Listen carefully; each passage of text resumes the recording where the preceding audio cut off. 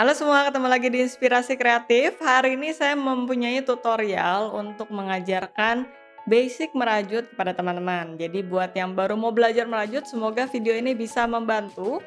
Dan kita akan merajut menggunakan beberapa pola sehingga nanti teman-teman juga bisa lihat perbedaannya dari masing-masing pola tersebut.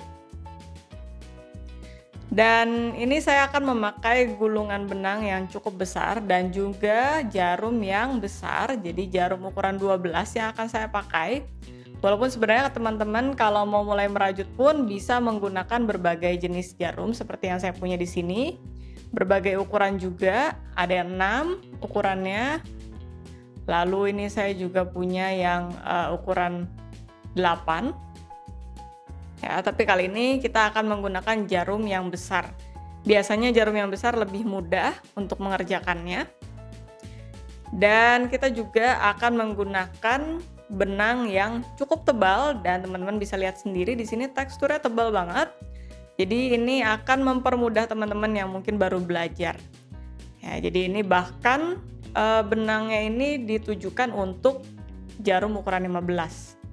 Tapi saya rasa kita pakai jarum ukuran 12 pun akan aman dan tetap akan nyaman untuk merajut benang ini. Dan kita bisa lihat di sini juga ada keterangan special edition dan ini beratnya 100 gram, panjangnya 50 meter.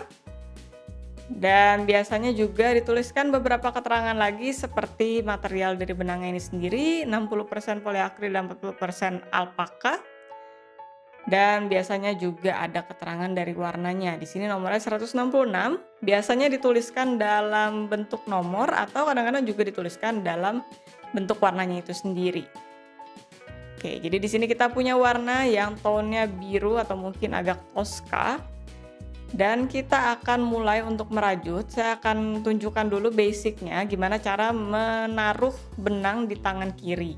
Jadi kita akan tahan dengan tangan kiri buat teman-teman yang biasa menggunakan tangan kanan. Kalau misalkan kidal bisa dibalik mungkin ya. Nah ini jadi kita akan pegang benangnya di tangan kiri dan jarumnya di tangan kanan. Seperti ini. Dan ini biasanya saya akan sisakan dulu. Ya jadi nanti akan ada sisanya lumayan panjang. Kurang lebih seperti ini. Mungkin 5-10 cm dan nanti saya akan tarik dari sini. Jadi dililitkan seperti ini, kita ambil dari antaranya, antara jari telunjuk dan jari tengah. Kita ambil dari sini. Ya, jadi ini biasanya saya prosesnya seperti ini. Dililitkan. Lalu ditarik seperti ini, diambil keluar dari lingkarannya. Lalu dikencangkan. Nah, bisa dilihat ini hasilnya, dikencangkan lagi sampai dia benar-benar nutup. Jangan longgar seperti ini, karena nanti juga ini tidak baik untuk rajutan berikutnya. Jadi harus dikencangkan. Nah, seperti ini, dan ini ada sisa benangnya yang nanti kita juga pasti akan jahit di akhir rajutan. Jadi biasanya saya sisakan sepanjang ini. Sebenarnya teman-teman bisa sisakan lebih panjang lagi atau mungkin lebih pendek. Cuma kalau lebih pendek, biasanya itu dia akan gampang terlepas. Kayak misalkan kalau saya segini aja panjangnya, nah ini akan sulit juga untuk ngambilnya dan bisa terlepas juga kalau ditarik. Ya, jadi usahakan jangan terlalu pendek seperti ini. Ya kurang lebih mungkin sepanjang yang tadi saya tunjukkan. Jadi lebih nyaman nanti untuk merajutnya dan dia tidak terlepas. Ya, jadi bisa teman-teman nanti coba-coba juga di rumah. Kalau misalkan sepanjang ini apakah sudah nyaman atau bisa lebih pendek lagi. Ya, jadi biasanya saya taruh di tangan kiri seperti ini, lalu saya ambil. Tapi teman-teman tentunya juga bisa kreasikan juga, mau menggunakan jari yang lain juga boleh. Tapi yang pasti ini harus dikencangkan dulu simpul yang pertama. Ya, ditarik seperti ini. Nah, kalau sudah secure, baru nanti kita bisa melanjutkan dengan cara kita lilitkan lagi di tangan kiri. Ini biarin dulu aja sisanya. Bisa dijabarkan tangannya seperti ini, jadi 3 jari. Lalu benangnya itu di antara 3 jari dan si jari kelingking. Ya, bisa seperti ini, dililitkan, lalu dililitkan lagi di jari telunjuk. Atau kalau misalkan mau dililitkan kedua jari juga boleh. Nah, jadi senyamannya teman-teman aja, biasa saya seperti ini, jadi dililitkan di satu jari.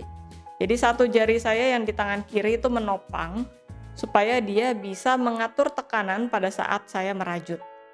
Ya, jadi tinggal diambil seperti ini, lewatin lubangnya. Oke, lalu diambil lagi, tinggal dilewatin. Jadi simple banget. Nah, jadi ini sebenarnya tangan kiri dan kanannya juga bergerak. Jadi kirinya itu bukan cuma diem aja kaku, tapi kirinya juga membantu untuk mendorong benangnya. Dan ini juga bisa teman-teman atur tekanannya. Jadi nanti nggak kaku gitu, atau nggak berat dari tangan kanannya. Kalau misalkan terlalu banyak tekanan di tangan kirinya, nanti akan susah untuk mengambil benangnya.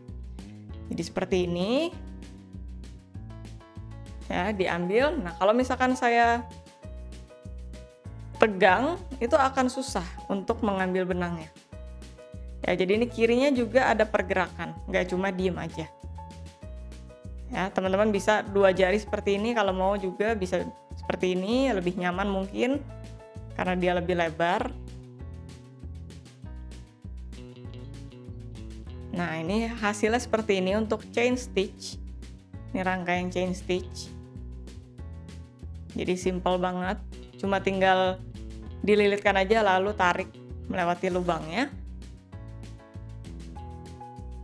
Nah, ini kalau misalkan saya terlalu kaku seperti ini, nah bisa dilihat ini akan susah buat saya ngambil benangnya.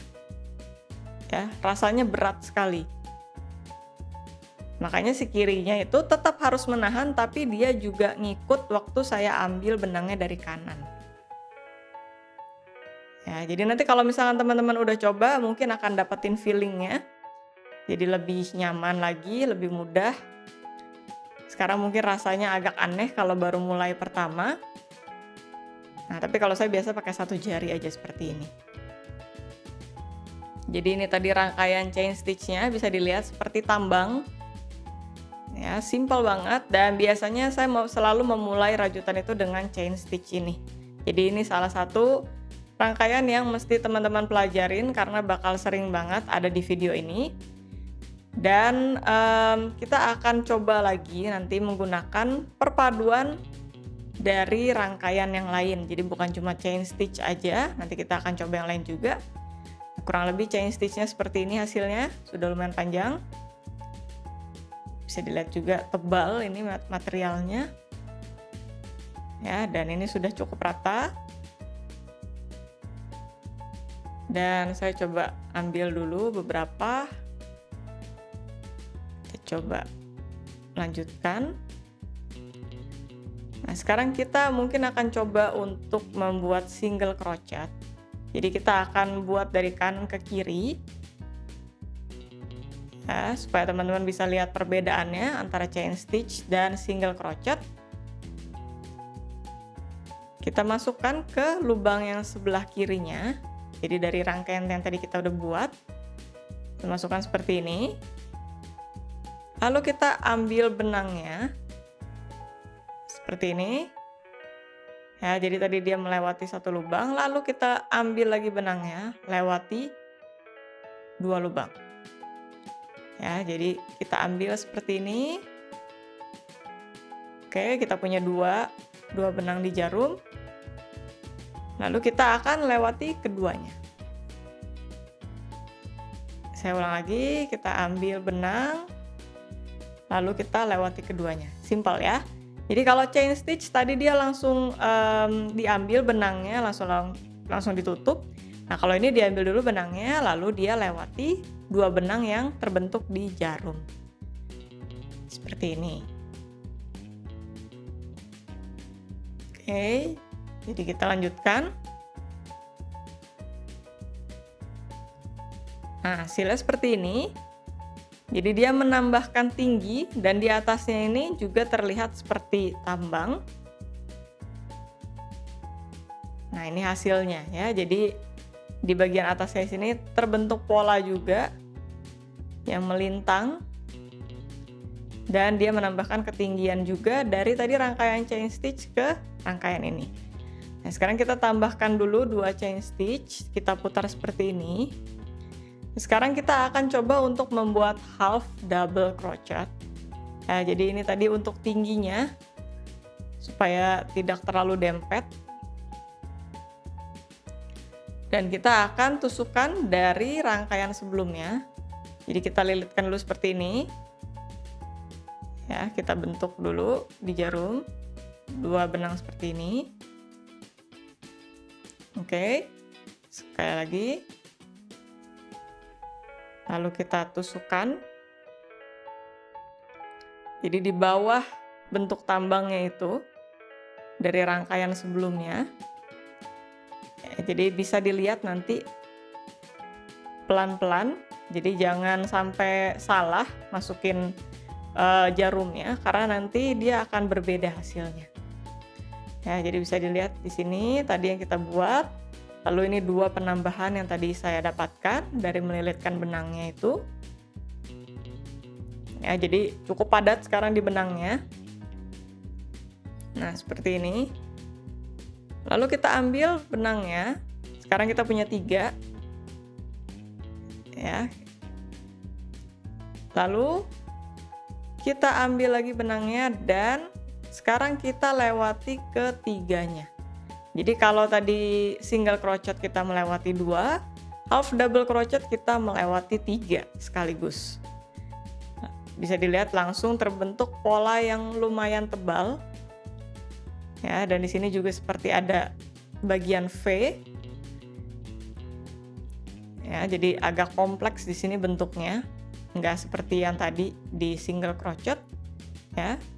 Lalu di bagian atasnya mirip sama yang tadi single crochet, jadi tetap ada bentuk seperti tambang. Ya, jadi ini teman-teman bisa coba juga latih single half double crochetnya. Kita coba sekali lagi, masukkan di lubangnya di bawah tambang dari ronde sebelumnya. Kita ambil, lalu kita lewati 3. Simpel ya. Jadi bentuknya seperti ini. Kita coba sekali lagi, lilitkan dulu, masukkan ke bawahnya. Ambil lagi benangnya, lewati 3. Lilitkan, masukkan lagi. Ambil. Ya, ada 3 dan kita lewati 3-tiganya. Sekali lagi.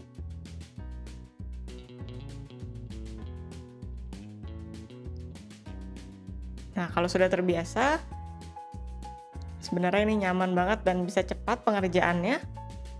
Dan ini pola yang terbentuk, bisa teman-teman lihat, beda sama yang tadi single crochet. Saya coba ambil dulu lebih panjang benangnya.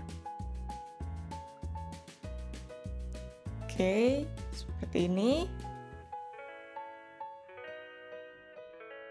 Sekali lagi. Nah, ini hasilnya. Jadi bisa dilihat tebal banget. Ini mirip tadi sama yang single crochet di bagian atasnya. Ya, melintang seperti ini. Nah, cuma di bagian depannya ini berbeda ya. Jadi dia seperti ada bentuk huruf V. Dan dia lebih padat daripada yang tadi single crochet. Nah, kita tambahkan dulu 3 untuk tingginya. Sekarang kita akan coba untuk membuat double crochet. Jadi kalau yang tadi half double crochet, sekarang double crochet. Jadi kembali kita masukkan ke bawah sini dari ronde sebelumnya. Kita ambil. Nah, tadi kan kalau half double crochet kita langsung lewati 3. Sebentar, saya benerin dulu benangnya. Ya, tadi half double crochet kita lewati 3 sekaligus. Nah, tapi sekarang berbeda untuk double crochet. Kita sudah punya 3 di sini. Kita lewati 2 dulu, kita tarik. Lalu kita lewati 2 lagi. Ya, makanya dia namanya itu double crochet karena kita kerjainnya double. Ya, lewati 2 dulu baru lewati 2 lagi. Nah, bentuknya seperti ini jadinya. Mungkin nanti kalau udah lebih banyak bisa teman-teman lihat lebih jelas. Jadi kita ulang sekali lagi. Kita ambil seperti ini, lewati 2, ambil, lewati 2 lagi. Nah, seperti ini. Ya, dia jadi seperti anyaman gitu ya.